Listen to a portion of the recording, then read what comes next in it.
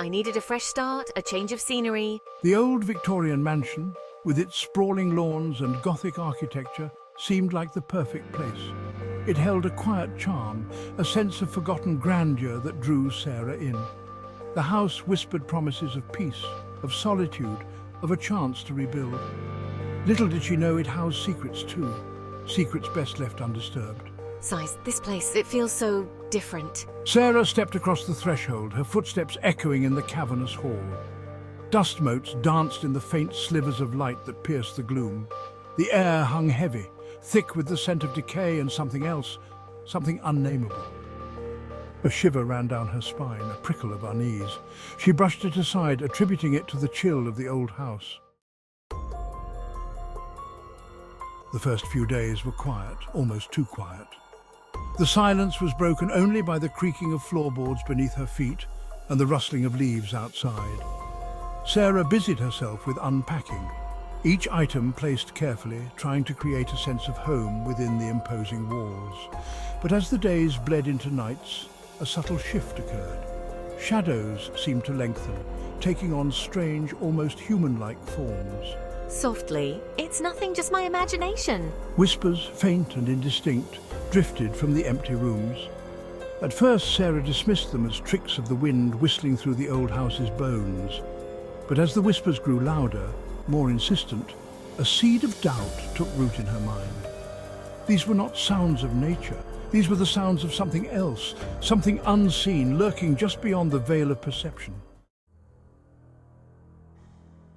Then came the scratching. It was faint at first, almost imperceptible.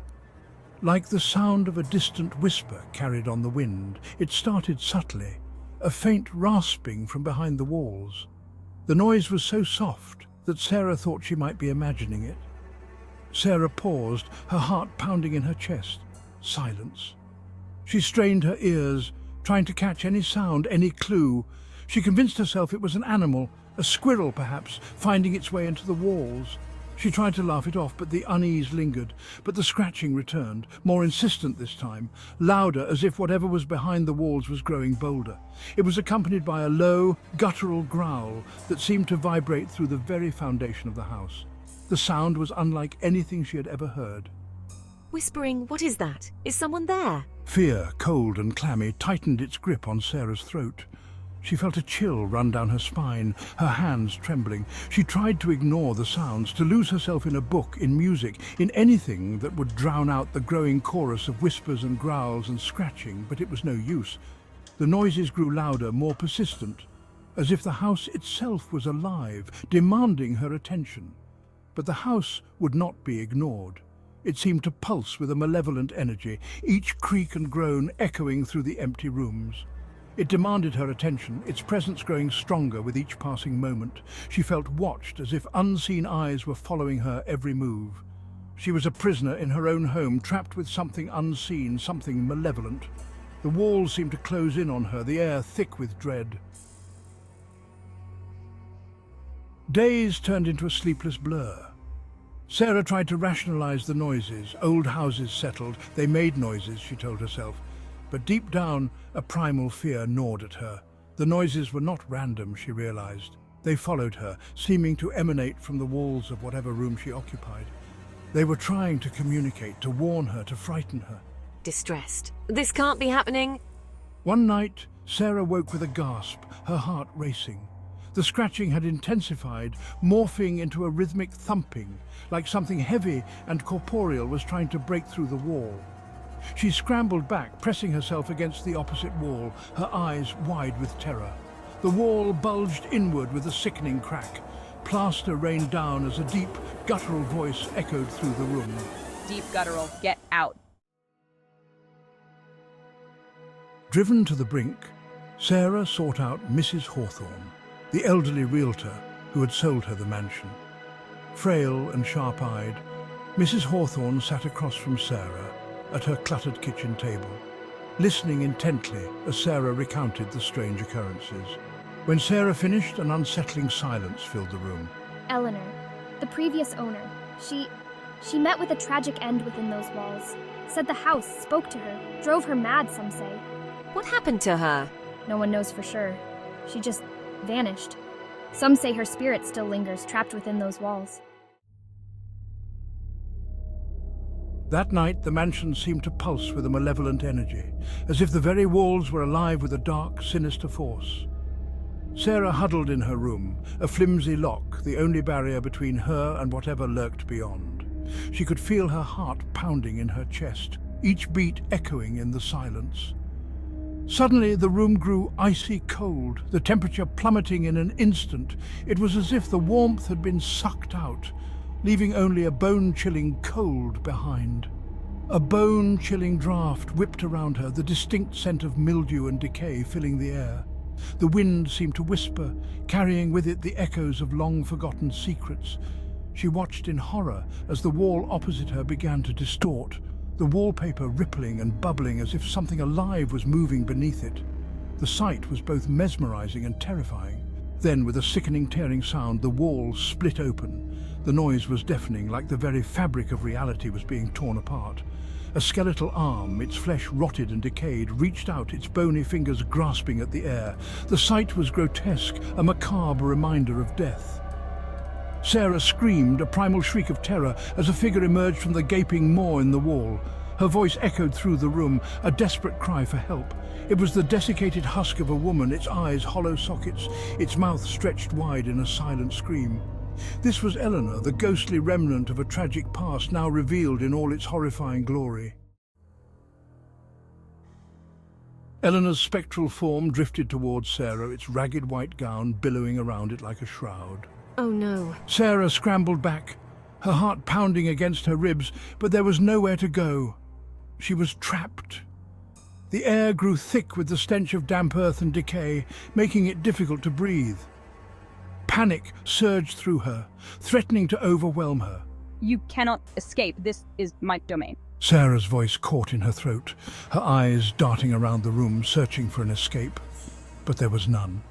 The mansion had her now, its grip inescapable.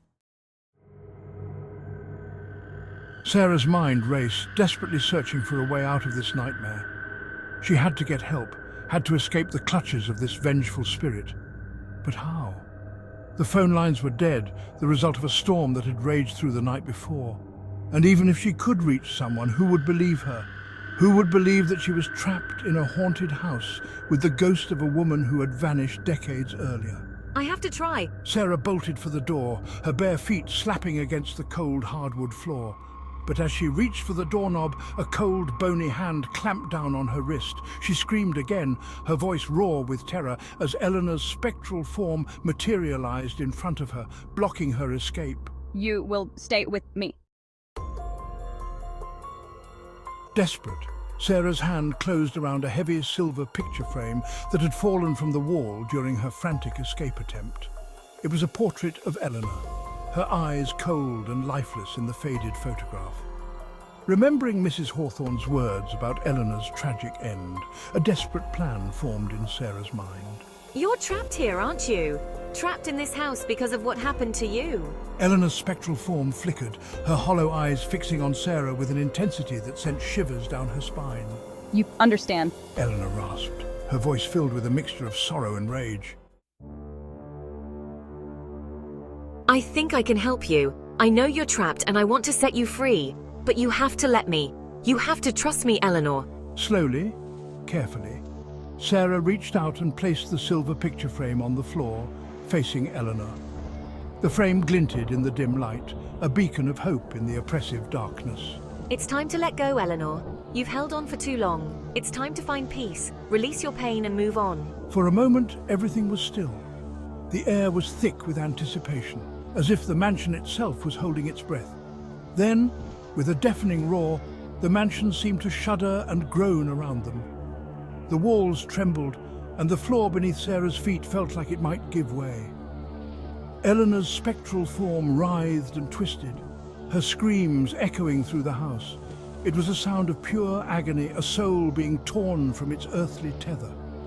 Then, with a final heart-wrenching wail, she was gone, sucked into the picture frame like dust into a vacuum. The frame glowed briefly before dimming, the light fading as quickly as it had come. Silence descended upon the mansion once more, heavier, more profound than before. It was as if the very essence of the house had shifted. Sarah stood there for a long moment, her heart pounding, her breath catching in her throat. She could hardly believe what had just transpired. Is it over? She whispered, her voice barely audible. Had she truly vanquished the vengeful spirit of Eleanor? Or was this just a temporary reprieve? Or was this just the beginning of a new, even more terrifying chapter? The shadows seemed to whisper secrets, hinting at untold horrors yet to come. As Sarah stared at the picture frame, now cold to the touch, one thing was certain: the mansion would never truly be free of its ghostly inhabitant, and neither would she. The bond between them was forged in sorrow and loss, and it would linger, haunting her forever.